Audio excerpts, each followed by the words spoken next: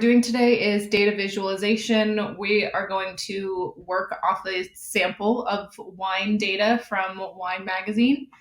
Um, but first, I'm just going to show a couple examples of like how we use data visualization in our own business. So Airtable is a great tool for data visualization because they have a lot of different ways that we can visualize the data, not only in like a work view, but also in like an aggregate view and being able to condense all this data into something like this. So as soon as it loads, there will be a lot of charts, a lot of just like raw number summaries.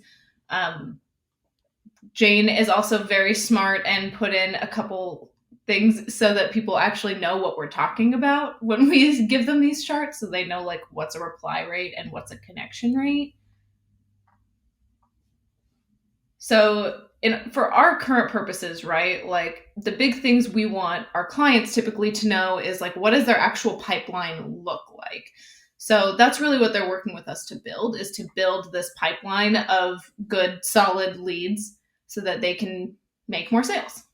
At the end of the day, that's what they care about. They care about what leads are happening and which ones aren't. So Vani is a great example of like, from our efforts, she has closed 11 clients. That's significant. That's recurring revenue. That's money in her pocket that, like, granted, she paid us for this service, but that's a lot of revenue that she generated as a result of all of this other stuff. So in visualizing this data, we can say, like, you have 27 hot leads. Like, that's a very easy number for somebody to comprehend. So also, as we're like talking about data visualization, that's something that's really important to consider is like, what are your end goals with the data? Like, what information do you want to be able to get from the data? So you can't always tell that right off the get, but a lot of times it's good to kind of start with that kind of question in mind of like, what specific information am I trying to learn by further analyzing, dissecting, and visualizing this data, as opposed to like just let's see what charts we can make, right? Like, it's much more impactful if you go in with like having information you want to learn. So other things that are cool about data visualization, it's not always like charts and stuff. Sometimes it's just saying like, hey, this is just where we're at. So like on the content side for Vani, we have these posts that are upcoming. So she can see what they are. If she clicks into them, she can read the caption. These are the ones we need images for. Like, we can use data visualization in a lot of ways, like not exclusively to summarize things that we've already done, but to help us know where to go next. So that's just a really quick, like, obviously we all know data visualization is important because otherwise I can hand somebody a spreadsheet and they're going to be like, okay, what information am I supposed to get from this? Like, how is this actually helpful to me? So without being able to answer that question, having data is not that useful. You can have a ton of data, but if you don't know what the end result's going to be, or if you can't take that data anywhere, it doesn't really mean that much, ultimately. A couple questions we're going to go through with this. There's a few things we need to do first, right? Like, if somebody just hands you a data set, like if I hand you this data set right now and I tell you what country has the best wine, you could probably figure it out, but there's a couple things that need to be done first to make sure that like that's the actual answer. So data visualization has an interesting component to it where it's not just making the data easy for someone to understand at first glance.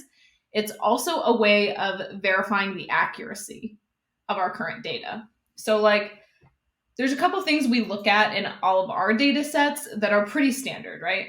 You always want to look at sample size. So this list I gave is 5,000. That's probably enough to figure out some things about wine. So with this data set of 5,000, we're pretty much good on the sample size, but like, we'll use COVID for example. If somebody tries to present you anything about COVID and their sample size is like 10 people, it does not matter what they're saying, because that's not enough information to be able to make an accurate statement on anything. So that's where like we do look at sample size significantly, and probably the way that presents most in like our day-to-day work is like when we're going through, let's say, all of the account performance. and we say like, okay, how did this account perform? Let's say it performed badly. The next question we ask is, did we make any changes and what day did that start? Because if they made changes but it only started on Friday, then it doesn't matter that the data set performed badly. That's not enough information for us to tell how the new changes are performing. But let's say we made changes on Monday and we're looking at last week's data and it still looks bad. It's probably enough for us to say like some more changes need to be made. But in a lot of cases, we have to say like, okay, we don't have enough information. We're going to have to wait a week. So that's kind of one of the big things we need to look at here. Sample size here is fine. I kind of just self-selected that issue out. So we don't really have to worry about that. The next thing we really need to think about when we consider like challenges with data sets is how meaningful and current this data is. So if I give you data from like, this data is from, I want to say like 2017. Let me double check. Yeah. It was scraped June 15th, 2017. That's actually kind of a long time ago.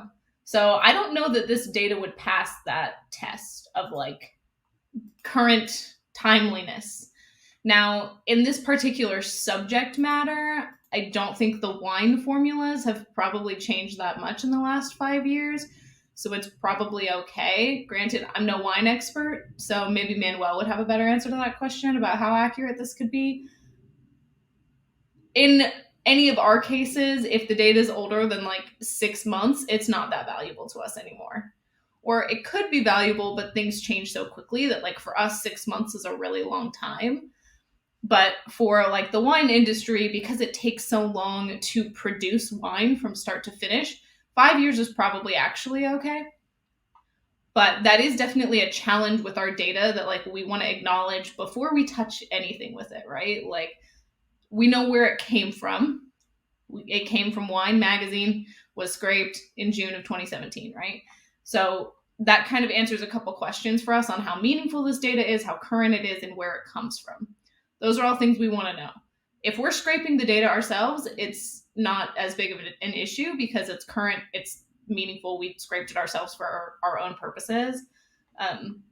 But definitely something to consider as we look at things. Like if clients hand us a list of their CRM over the last 10 years, we're right to be a little skeptical about the quality of that data.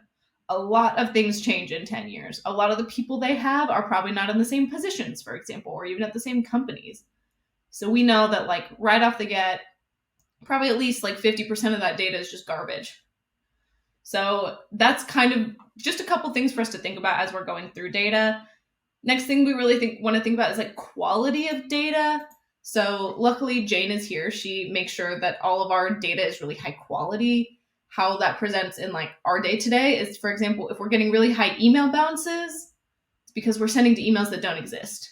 So that's not great quality data, right? Like that's a waste of our time and of, well, pretty much just ours because it's not going to anybody. So we do want to think about quality and accuracy of data. For this, we're just going to assume it's all accurate. We're not going to worry too much about that. Now, there's two other pieces that are really important, and we are going to touch on both of those here. Two last pieces that are really important for all of us here, and I want us to like really consider them closely, and we're going to go through them specifically. Number one is duplicates. So are there duplicate data in here? We can find out. Like that's fortunately, it's usually an easy question to answer, but it's a really important question to ask and have answered before we really do that much else with this data. So that's going to be the first thing we touch. The next piece is going to be the completeness of the data. So there's not actually that much information here. So we have country that the wine originated from, a description, designation of like kind of where it came from. It can be similar to the winery. It can also be similar to like where they tasted and rated this wine. So next would be like points. They're rating all of the wine on a scale of 1 to 100 based on however they do that.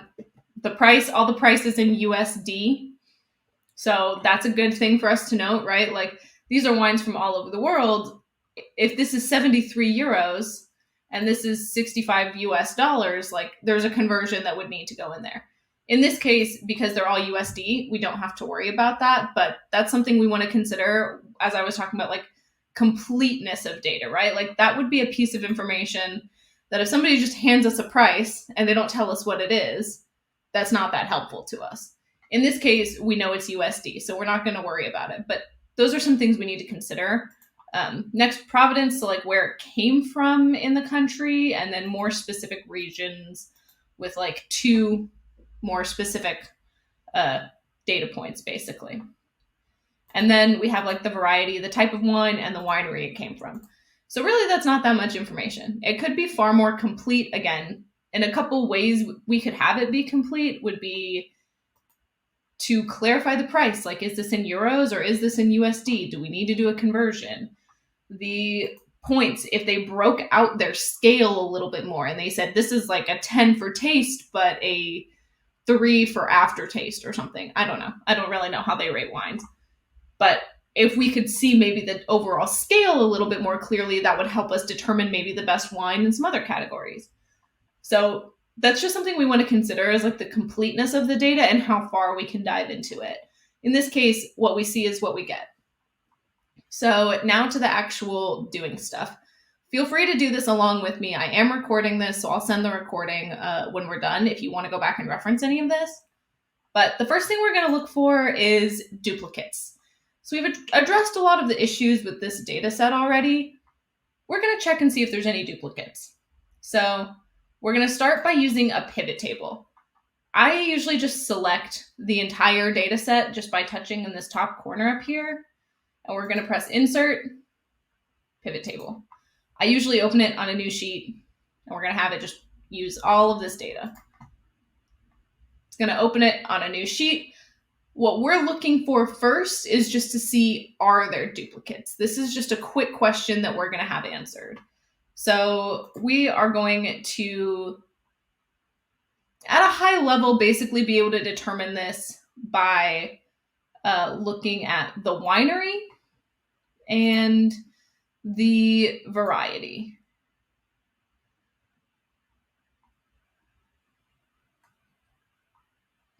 There we go. I was like, I don't think I broke anything.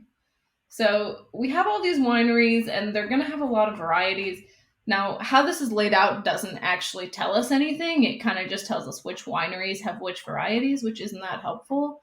So pivot tables are a really cool way to visualize data because it's not necessarily a chart, but it can tell you a lot of information really quickly. So we are just going to have it count the number of variety, and we're going to look for all of these that have 2. So if it has more than 1, that means there are duplicates of it.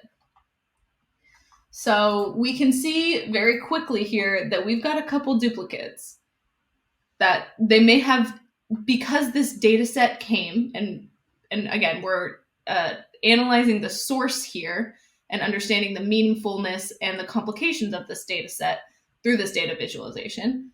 Because we can analyze that in that way, we can say, okay, they just used a web scraper to scrape everything off winemag.com. There's probably some duplicates in here. And as we can see, there absolutely are. So let's go ahead and just delete this for now. We'll come back and we'll make some more pivot tables in a second, but let's fix our data first so that when we're visualizing and analyzing it, it actually makes sense. So the easiest way to really do that, we're just going to select all of these and we're going to go to Data, Data Cleanup, Remove Duplicates.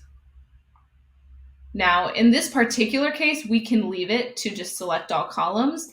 But let's say if I just did the same thing I did before, if I just select everything on this page and I go to Data, Data Cleanup, Remove Duplicates. I don't know if you guys know where I'm getting at here, but this won't work. Because if I look and I'm like, okay, remove duplicates, it's going to say there's no duplicates. The reason being is that it's going to say everything is unique because of this column right here. Everything is unique. It has a unique number. So even if everything else is the exact same, because it has this one unique value here, it's not going to count it. It's going to say, no, this row is unique because it has these unique values. So we're just going to go ahead and select everything again. Data cleanup, remove duplicates. And we are going to deselect column A, and that will fix our problems. We're also going to select that there's a header row because the top row tells us what the information below it says. So that looks right. We're going to remove the duplicates. So we're all working from the same data set. You should have removed 278 duplicate rows. So the rest are going to be unique. So now we've taken our data from 5,000 down to 4,700, whatever. So that's a really easy way to get duplicates. There are other ways to do it if you want to visualize it. Probably the second easiest way would be to create and there's no duplicates in here, so there's not much point in doing it right now, but to do like conditional formatting. And if you want to like highlight duplicates and you want to learn how to do that, let me know and I can send you a video on how to do it. But that's probably the second easiest way to like, you just want to know if you add something in, if it's a duplicate right away, it'll highlight it. That's probably how you do that. So we have this data, right? We have some questions we want to get answered. So under this results tab, I just listed out a couple questions for us to answer. Number one, what country has the best wine? Simple enough, right? So we're going to select our data set. We're going to insert a pivot table. And we're going to pull up what we had before. So a blank pivot table to help us answer this question. What country has the best wine? So as we think about how to visualize this data, we know we need to segment it and break it out by country. We know we want to do that. So we're going to add countries onto the rows over here. And we're going to have it sort just alphabetically. We've got these countries for now. Then we can just add the value of the points. Now, this is not a great way to visualize this data because it doesn't actually tell us that much. So we don't want a sum, we want an average. So we want it to just, for every country, to average out those points and to be able to tell us what is the average point score of wine from these countries.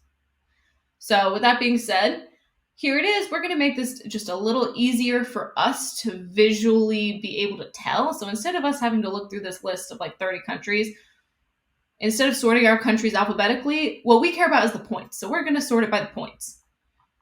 So we can easily see Australia, New Zealand, Austria, Uruguay, Switzerland, India, whatever this blank one is, doesn't have a country. Those are all the ones that are above 90. That's where I want my wine to come from.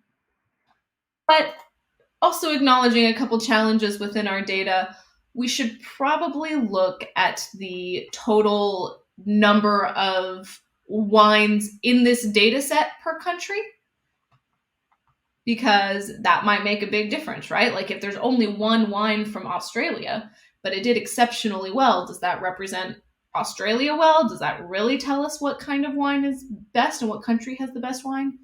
No. So we're going to figure out how many different types of wine are in our data set. So we're just going to look at variety, and we're going to just have it count. So this tells us a lot of other things, right? Maybe about some complications within our data set. The US here has over 2,000 wines in our data set of 5,000. So 40% of all the wine in our data set comes from the United States. That could very well bring our average down compared to Albania that only has one. Or it could skew the average up, but this 2,000 is a more accurate data set. So probably these are enough to roughly guess what wines in these countries are the best, but it's also going to depend on a lot of other things, right? Like, what about the region of the country? So we have a lot of different places in the United States that we produce wine. All around the world, various countries have amazing different types of wine, and they produce them in different regions. So like, I don't know if you guys are familiar with French wine. But on the Seine River, on one half, they say the wine tastes different than the other half. Literally just the left and right side of the Seine River. So that's some things that we might want to consider. Different regions will produce different kinds of wine.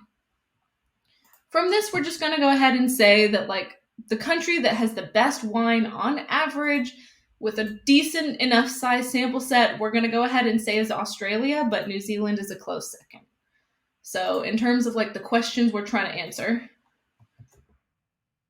New Zealand has a bigger data set. I'm going to lump them in here.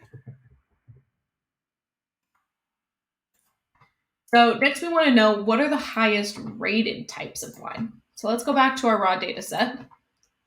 And we see that we have all of these over here.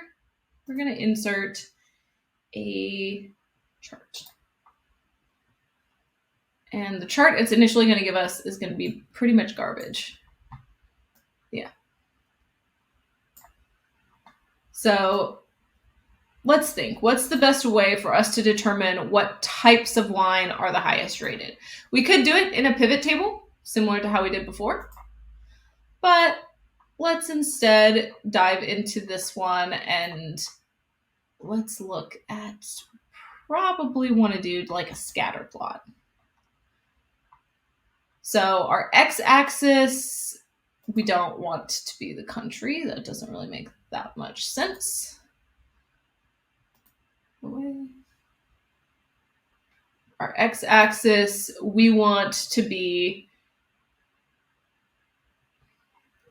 probably our variety.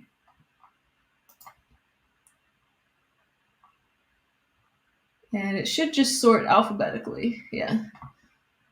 We're going to make it a little bigger so it's a little easier to see.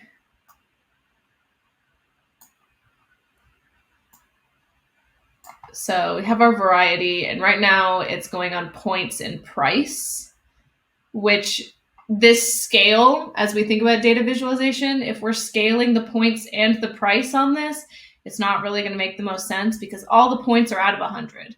So it's going to skew everything and make it look really weird. In this case, we do care about price. So that we're going to remove the points label. Well, actually, I messed up. We care about points. We're trying to figure out what is the highest rated type of wine. So here, pretty much all of these wines that are being reviewed by Wine Magazine have to apparently meet some threshold of goodness. So this is where we need to adjust how our chart is, and we probably want to set the base level for 75 because nothing's below that. So it's not really that useful for us to see all this blank space. It's not really helping us answer that question. So in terms of our grid lines and our spacing,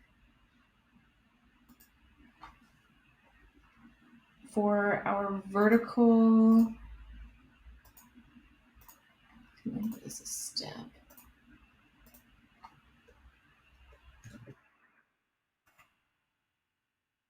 So by doing this, we just kind of broke it to either see like above 100 or not. What we want is to have the vertical axis like start at 75. That gives us a little bit more information. I messed some things up down here when I did that grid line to be 50. So we probably want to break it out by like 5 as our major step. So it looks like from here on average, most of the wines are going to be solidly in here. I think we can actually increase our vertical axis minimum from 75 to like, let's say 78. 75 might be like visually a little bit more useful because we can more easily be able to tell the difference between 75 and 100 than 78 and 100. So here we're looking, it seems like most seem pretty solidly on this 88 to 90, but we want these ones. It looks like these are these Sauvignons.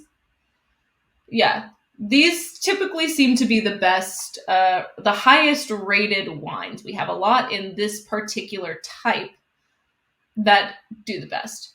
So if I had to go and answer that question, what types of wine are the highest weighted, I would say a Cabernet Sauvignon. I don't know if I'm pronouncing any of that properly. Probably not. Next, we kind of want to be able to see, like, what's the average price of wine by country? This is a question that, in my opinion, is probably easiest to visualize in a pivot table. I think pivot tables are really useful, and then you can do further analysis on them, like, without having to pull open, like, a chart. So in this case, in terms of, like, us being able to answer that question, what is the average price of wine by country? We're going to go ahead and switch our values here to be price. And instead of adding them all together, because that's not that helpful to us, we are going to average them. And then maybe we want to see, like, what gets us the best bang for our buck, right? So, like, what's the average price and what is the average points? So we want to see, in terms of price, where's the average? Okay, there we go. In terms of price, where will we get the best wine? In Argentina, we can get some pretty good wine for a quarter of the cost of Australia. So, like, if we're okay with an 86.9 average points wine for only a $20 price, that's not that bad. Same with Greece. Greece seems to be really good. So here's where we can do a little bit more, like, analysis. So we can just really simply divide our average points over our average price. So that gets us basically the average quality per dollar we spend. So that's where we're going to see Australia. Sure, maybe they have the highest rated wine on average, but it's also really expensive. So we're not really getting that same quality in terms of money, right? So this is what we care about. We want to know, Romania, we can get some pretty damn good wine over here, it looks like, for a really reasonable price. So these are, again, just other ways we can visualize this data. If we want to know what's the average price of wine by country, average price determined, easy. If we want to know where will we get the best value for our wine, Romania seems to have everybody else beat pretty substantially. So I'm going to go ahead and say, like, best value Romania.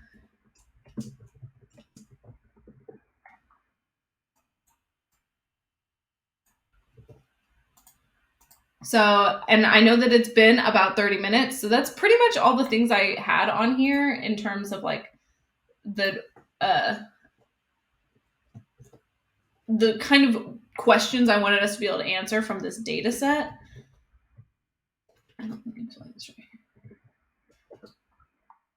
And then just to recap, the major challenges we had with this data set was it's largely in the United States. So that skews everything significantly. We're not getting that many different types of wine from other countries for us to be able to determine, like, how good are those countries actually. So we kind of want to take all of these other country ratings with, like, a grain of salt, which makes sense, right? Because this US based wine review company is probably going to review mostly United States based wine. So that's most of what's in this data set. We can also visualize that, how significant that really is,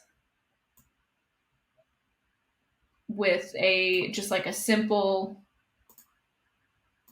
pie chart, where if we just sort it solely by country, if we just want to say where is this wine coming from in our data set, it will be very clear to us that this data set has some complications to it. And if it would let me move this, then I could show that a lot better. But it's kind of big enough for my computer to be not happy. So those are my big points basically on data visualization. Was this helpful? Does anybody have any questions? Anything you want me to go over?